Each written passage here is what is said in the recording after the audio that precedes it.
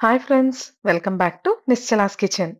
ఈరోజు నిశ్చలాస్ కిచెన్లో వాము మిరపకాయలు. రీసెంట్గా ఉప్పు మిరపకాయలు వీడియో పెట్టాను కదా, దానికి ఇంకొక వర్షన్ అనమాట. సో ఇక్కడ మీడియం కారం ఉండే ఓ కిలో పచ్చిమిరపకాయలను తీసుకుని శుభ్రంగా కడిగి ఈ విధంగా తొడియాలు తీసి ఉంచుకోవాలి. ఇప్పుడు శుభ్రంగా కడుక్కున్నాం కదా, ఈ వాటర్‌ని కూడా ఏమాత్రం వేస్ట్ చేయకూడదు. చూడండి, ఇక్కడ ఆ వాటర్ అంతా కూడా నేను మా చెట్లకు పోసేస్తున్నాను.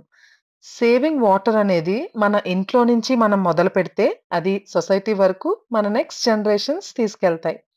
శుభ్రంగా కడుక్కున్న తర్వాత పచ్చిమిరపకాయల్ని ఇలా సగానికి చీలికల్లాగా చేసుకోవాలి. ఉప్పు మిరపకాయల్లో మనం తొడియాలు తీయము, కట్ చేయము. కానీ వాము మిరపకాయల్లో ఇలా మధ్యలోకి కట్ చేసుకోవాలి. కిలో మిరపకాయల్ని కూడా ఇలా కట్ చేసుకుని రెడీగా ఉంచుకోవాలి. చూడండి, నేను ఆల్మోస్ట్ ఇక్కడ ప్రతి మిరపకాయ కూడా జాగ్రత్తగా ఏరి తీసుకొచ్చాను.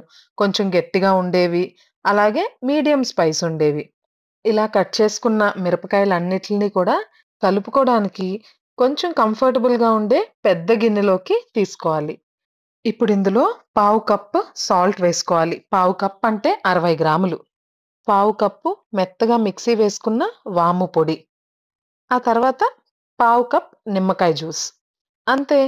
ఇంకిందులో మజ్జిగ, పెరుగు ఎయడం, నానబెట్టడం, తీయడం, మళ్ళీ వేయడం, ఈ హ్యాజల్ అంతా కూడా లేకుండా ఈజీగా ఉప్పు మిరపకాయలు పెట్టుకోవచ్చు. వీటిల్ని వాము మిరపకాయలు అని అంటారు. చూడండి, ఇవన్నీ వేసిన తర్వాత ఒక స్పూన్ తీసుకుని బాగా కలుపుకోవాలి. ఏమాత్రం చేత్తో కలిపారో ఆ రోజంతా ఇంకా చేతికి ఘాటు పోదు. ఇలా బాగా కలుపుకున్న తర్వాత మూత పెట్టి 24 గంటల పాటు అలా వదిలేయాలి. ఈ 24 అవర్స్‌లో 2 సార్లు మాత్రం మూత తీసి కొంచెం కదుపుకోండి.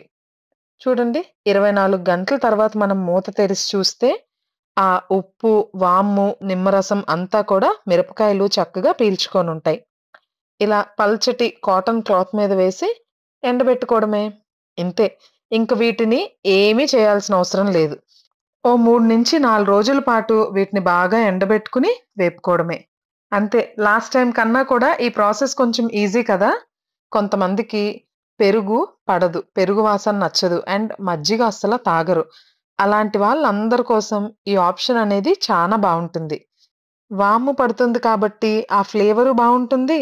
హెల్త్‌కి కూడా మంచిదే. ఓ 2 రోజులు ఎండిన తర్వాత నేను ఆ క్లాత్‌లో నుంచి తీసి ఇలా ఒక పళ్ళెంలో ఏసి ఎండబెట్టుకుంటున్నాను. చూడండి, గ్రాడ్యుయల్‌గా టెక్స్చర్ ఎలా మారిందో. ఇప్పుడు కంప్లీట్‌గా ఎండిన తర్వాత కొంచెం నూనె తీసుకుని ఉప్పు మిరపకాయలు ఎలా వేపుకుంటామో అలా వేపేసుకోవడమే.